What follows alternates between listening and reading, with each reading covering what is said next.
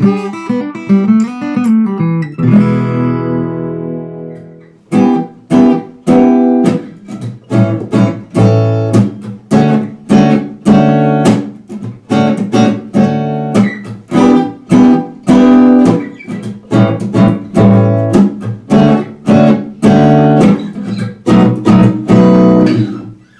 there guys, welcome back to the channel. My name's Rhys and today I'm going to be taking you through a guitar tutorial for the TikTok sensation Say So by Doja Cat.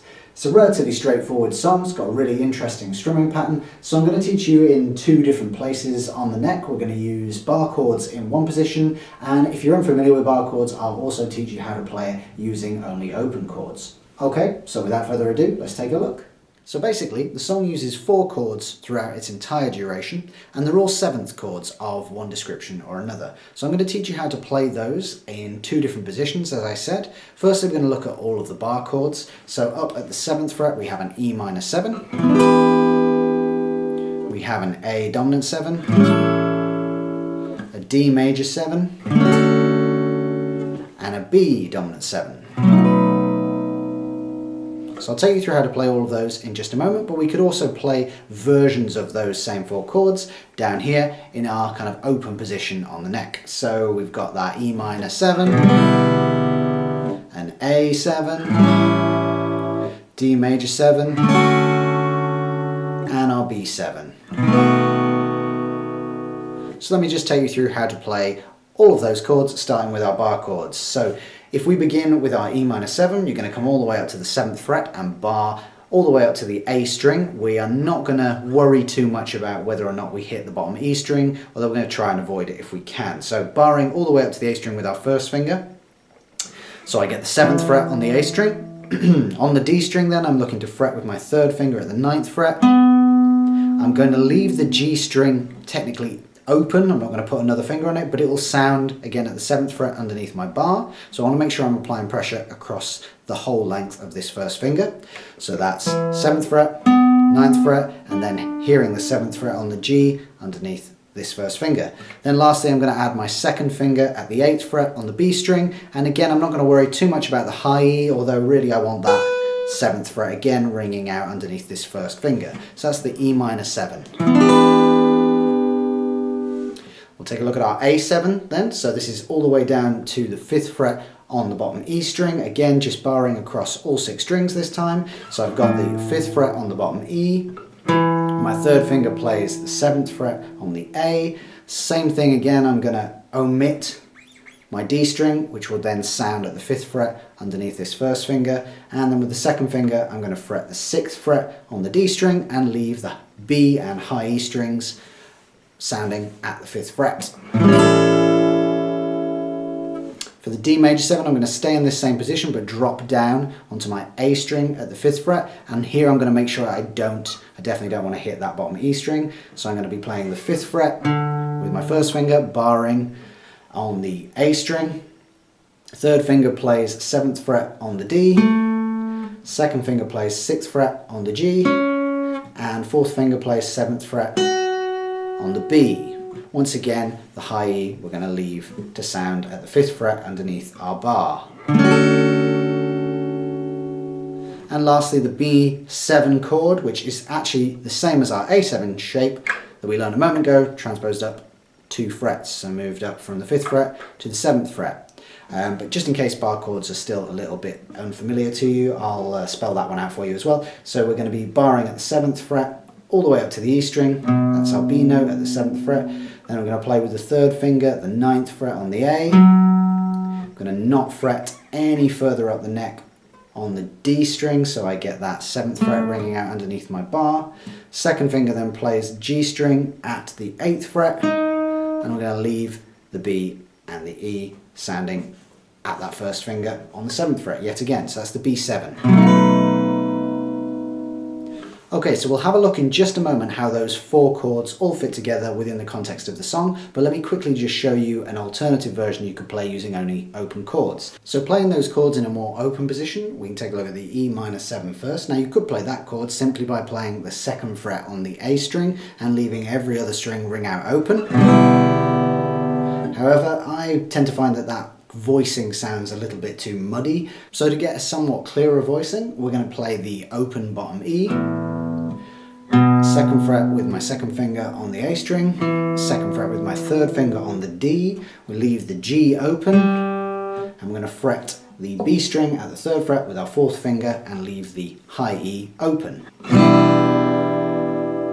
Moving on to our A7 chord, here we're going to omit the bottom E string, play the A string open, 2nd fret on the D with my 2nd finger, again the G is open, 2nd fret on the B string, and again the high E is open. For our D major 7 then, we're going to omit the bottom E and the A string now and start off with open D and then 2nd fret on the remaining 3 strings. Now you could play this with 1 finger or 3 fingers, whichever you see fit, whichever feels more comfortable to you. So that is again open D and then 2nd fret on the G, B and high E strings. And lastly, our B7 chord. Again, we're going to miss out our bottom E string. 2nd finger goes to the 2nd fret on the A. 1st finger goes to the 1st fret on the D. 3rd finger goes to the 2nd fret on the G. We're going to leave the B string open. And we're going to go to the 2nd fret with our 4th finger on the high E. Okay, so let's put all 4 of those chords in each position together within the context of the song. So whichever section of the song you happen to be playing, your chord progression is going to remain the same throughout. And it goes something like this. We get 1 bar of E minor 7, followed by a bar of A7, followed by 2 bars of D major 7. Then go back to the beginning with a bar of E minor 7, bar of A7, and now 1 bar of D major 7, followed by a bar of B7. So whichever part of the song you happen to be on, we're going to simply play those chords in that order throughout. So if we were playing our chorus, it would sound something like this. 1, 2, 3, 4. Day and night and morning, keep with me in the moment. I let you had known it, why don't you say so? Didn't even notice, no punches left to roll with. You gotta keep me focused, you wanna say so. Or if we played that using open chords, it would sound like this. 1, 2, 3, 4. Day to night to morning, keep with me in the moment. I let you had known it, why don't you say so?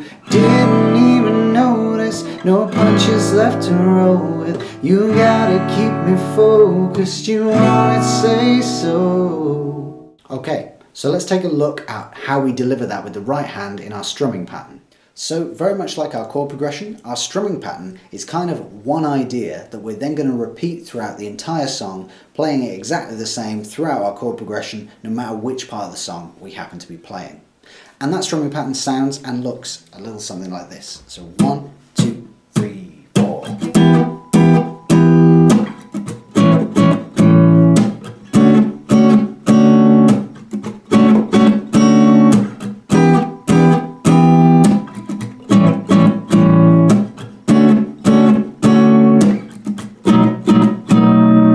So let's take a little bit of a look at what I'm doing in a bit more detail there. The first bar is relatively straightforward. We're simply going to be playing 1, 2, 3, 4. So we're simply playing the first 3 beats of the bar, and they're all going to be played as down strokes. So 1, 2, 3, 4, down, down, down, 4, down, down, down, 4. It's when we come to the second bar of our strumming pattern that things get a little bit more complicated. So I've played already my first bar of our strumming pattern on that first chord. 1, 2, 3, 4, and. So the second bar, I'm going to miss out beat 1, catch the upward stroke on the and of 1. I then kind of miss out beat 2, and just before the and of beat 2, I'm catching a second upward strum. So on the E of 2. So if we were counting that, that might be 1 and 2 E and. Again, that would be 1 and 2 E and. Then finally I'm going to play one more strum on a downbeat on beat 3. So that would sound something like this. 1 and 2 and a 3. Again, that's 1 and 2 and a 3. So if I speed that up now a little bit, you can kind of hear how that sounds a little bit more organic, and it's actually a little bit easier to play fast once you've got your head around what it is you're actually doing there. So again, in isolation, that second bar would sound like this. 1, 2, 3, 4. 1 and 2 and a 3. 1 and 2 and a 3. And that's up, up, down. Up, up, down. So you can see it's got slightly more of a pushed feel than simply going 1 and 2 and 3. Kind of makes it sound a little bit funkier, a little bit more pushed. Again, one more time, that's 1 and 2 and a 3. 1 and 2 and a 3. So let's put those two parts together so that we end up with our complete 2-bar strumming pattern. So going back to that first bar, we have 1, 2, 3 and 4 and 1 E and a 2 E and a 3. So repeating that 2-bar strumming pattern over our chord progression, which we then repeat throughout the entire song, should sound something like this. So 1, 2, 3, 4.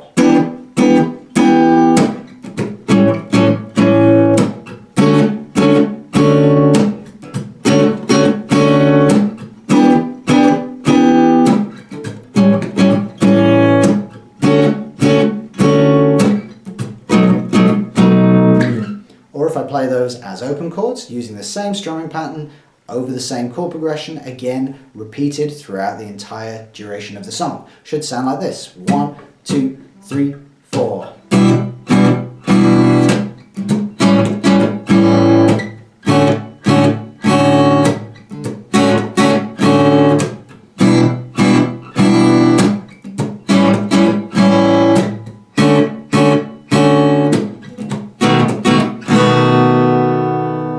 Thank you for watching. That's the end of this video. If you'd like to see more, please subscribe to the channel and give this video a like if you enjoyed it or found any of it useful. You might also like to check out some of these videos and let me know in the comments section below what you'd like to learn next. Until then, I'll see you there.